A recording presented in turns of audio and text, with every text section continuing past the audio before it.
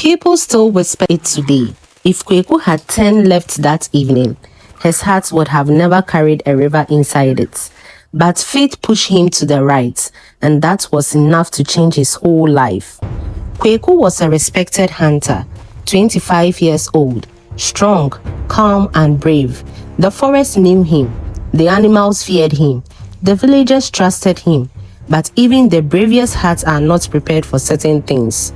One late evening, while crossing the narrow path beside the river, he heard a quiet sound, like someone gasping for breath. He hurried closer. A young woman sat weakly by the water, her hair wet, her clothes torn slightly at the edges. She looked frightened, as if she had run from something. Kwaku stepped closer carefully. "Are you hurt?" he asked. She lifted her head slowly. Her eyes, there was something unusual about them. Deep, calm, but filled with sadness he couldn't explain. I lost my way," she whispered. Her voice was soft, like water sliding over stones. Kwaku gave her water to drink, tore a cloth from his hunting bag, and wrapped it around her shoulders.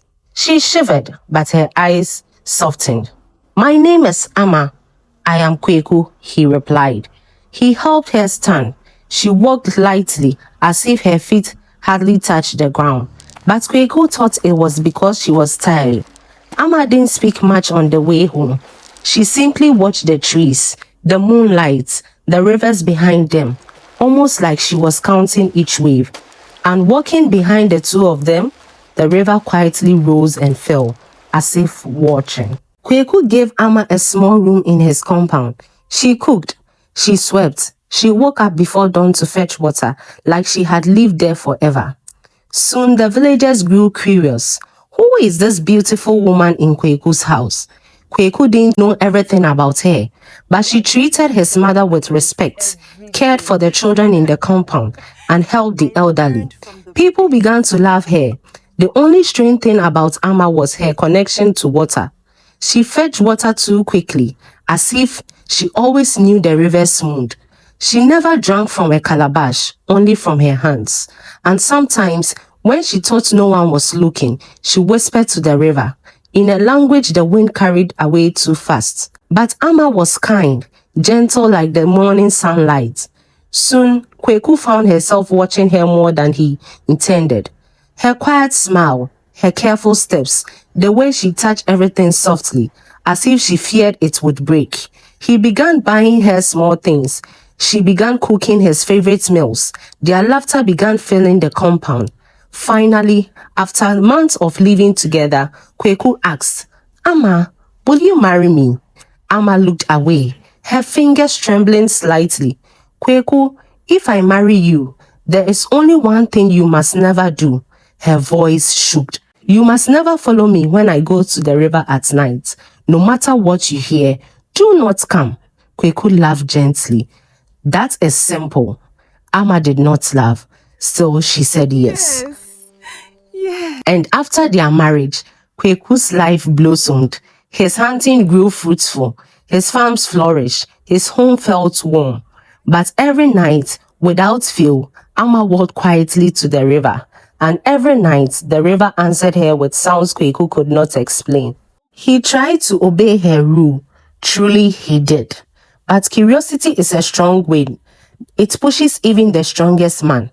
One night, the sound from the river changed.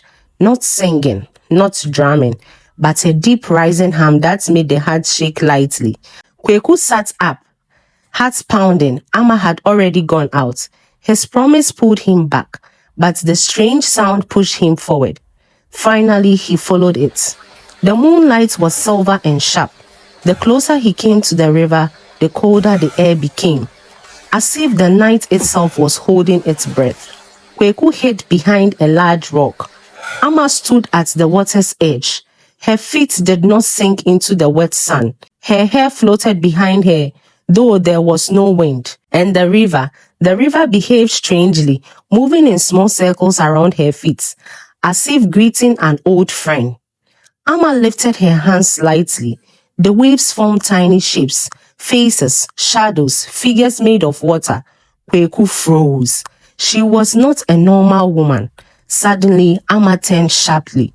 Kwaku, she whispered. Her voice was calm, but her eyes were full of tears. You broke the promise. Kwaku stepped out slowly. Amma, forgive me.